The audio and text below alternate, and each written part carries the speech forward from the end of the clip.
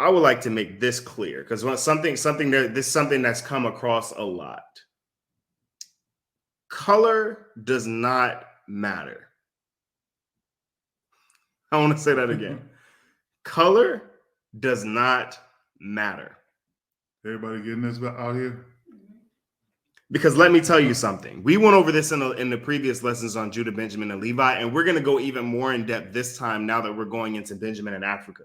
And that's not the interesting part of this is because we're going into Africa as a whole, we're going to be forced to touch on some of the other tribes, Benjamin and Levi. I understand.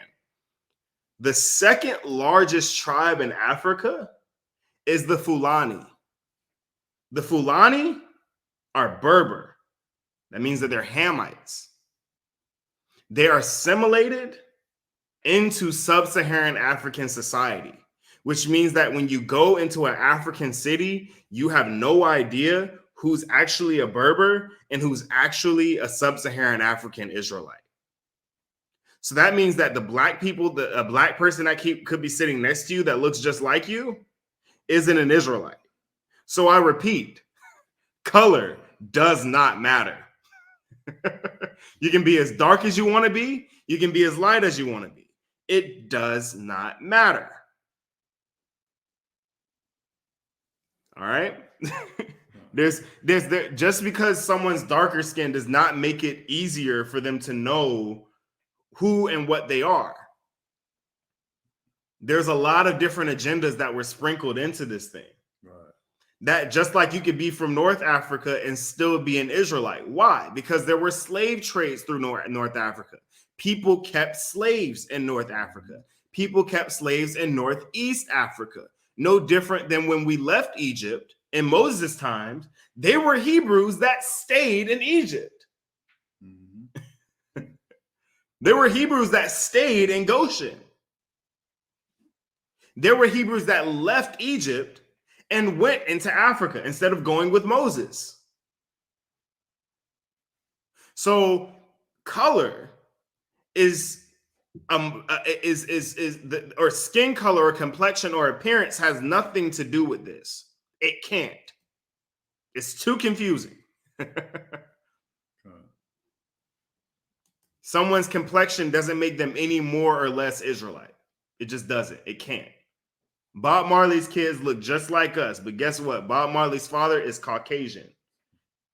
And because he's Caucasian, or what we know of him is being Esau. Mm-hmm. Because what we know of him is being Esau, that means that Bob Marley is Esau.